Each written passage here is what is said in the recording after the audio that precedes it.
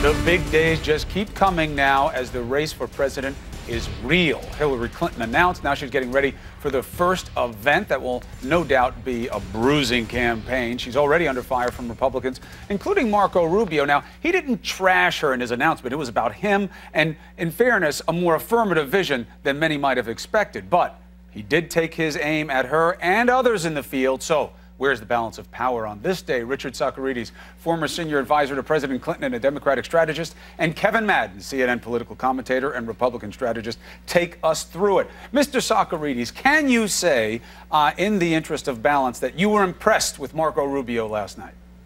No, I can't say that. I Why? think that it looked a little amateurish, actually. I think it looked a little untested, and that's how it struck me.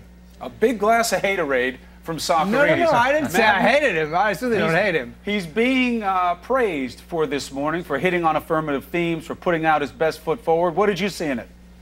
Yeah, look, I think Marco Rubio and his team, I think they have as a good a snapshot of where this American electorate is right now, where they genuinely want somebody new. They genuinely want somebody who's going to be a visionary. And if you look at the speech that he gave, it was, as you said, Chris, it was very affirmative. It was very aspirational. It spoke to a lot of the things that people want to hear about who's going to bring the kind of change to Washington that's needed if we're going to move into the future. And he did. He made a very sharp contrast, I think, not only with what will have been the last 8 years of President Obama, but he's also drew a contrast with Hillary Clinton and being able to be an agent for the future. And I think that was also a slight implied contrast with one of his main rivals in the Republican nomination, which would have been Jeb Bush. Well, that's a good point, Kevin, is that the thumb in the eye to Hillary is also going to be a thumb in the eye to Jeb Bush. We'll deal with that in a second. Now, is Team Hillary given to caution when it comes to Marco Rubio? Because although he is in that last layer within his own party right now, as polls suggest, against Hillary, he does very well. In fact, you could argue he does the best in the field right now. Latest poll had him 55-42, very early, but numbers show trends. You know, they give us a sense of feel. Do they believe they see things in Marco Rubio that would be tough for Hillary Clinton to counter, and not just age? Well, listen, I think it's going to be a tough race. The country is very evenly divided, so I think that any one of these Republicans could put up potentially a very tough race. But Marco Rubio has got the same problems with his candidacy that Jeb Bush has, right? I mean, he's too moderate. He's not really moderate, but he's too moderate for the Republican primary electorate, and he's too conservative for the general election electorate. The additional problem that he's got is that he's not Jeb Bush. I mean, Jeb Bush has got some stature, he's got a family name. So I think that, I agree with Kevin that that is what he was trying to do yesterday in the announcement, but I think you saw, someone who'd never done this before, someone who's a little untested, and someone who is not Jeb Bush.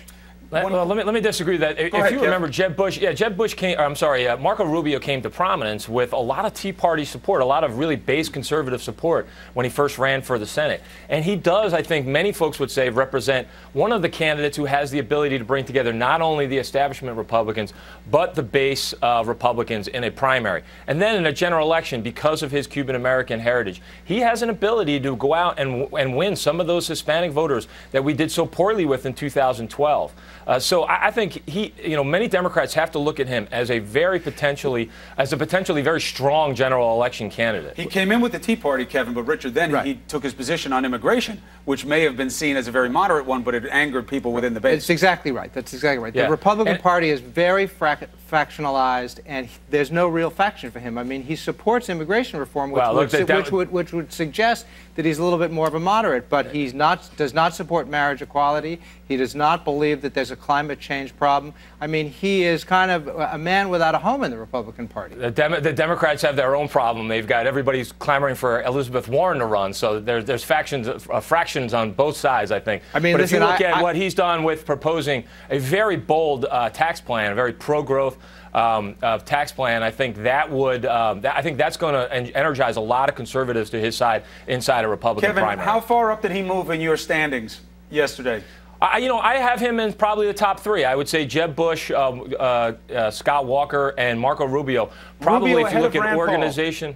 I would put him ahead of Rand Paul. I think Rand Paul is going to be very strong in the early contest. But if you look at somebody who has an ability to really to have staying power inside that Republican primary, I'd put Marco Rubio up there. I think that's one of his big challenges, Chris, is if you look at that early primary calendar, which state does he win? That's a hard question to answer right now. But I think we have plenty of time to start putting the pieces together of their strategy where they can do that. What about this aspect? Last night, a big part of his theme, which is just really strong when it comes to American values, is I am middle class. My father's a bartender. My mother was a maid. And look at me, I've made it. The human example beats very often the conceptual model, what we're seeing with Hillary Clinton. Not that she came from such royal beginnings, but now she is who she is. Right.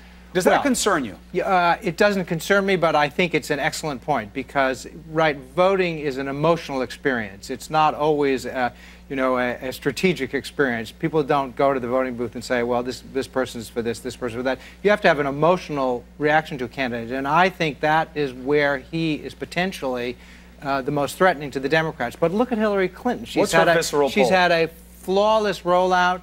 She's reconnecting. She's reconnecting with voters. I think this road trip that she took is exactly what she wanted to do. It parallels what she did when she ran for Senate successfully. You think in New York. she's stronger now than she was when she ran against Obama? I think she's had an incredible couple of days, and I think if she stays on this path, she is really going to surprise people and really connect with people.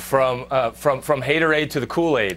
Look, this has not been a flawless rollout. Come on, that was good, Richard. No, listen, it was good, but look at what the serious political reporters are calling this the best rollout they've seen so far. I mean, everything has been exactly as planned. Some would argue since John Edwards did it online. All right, Kevin Madden, we got to go. We'll pick it up. Okay. We'll pick it up. Kevin Madden, Richard Socarides, thank you very much. This is a big story for you, no question about it. But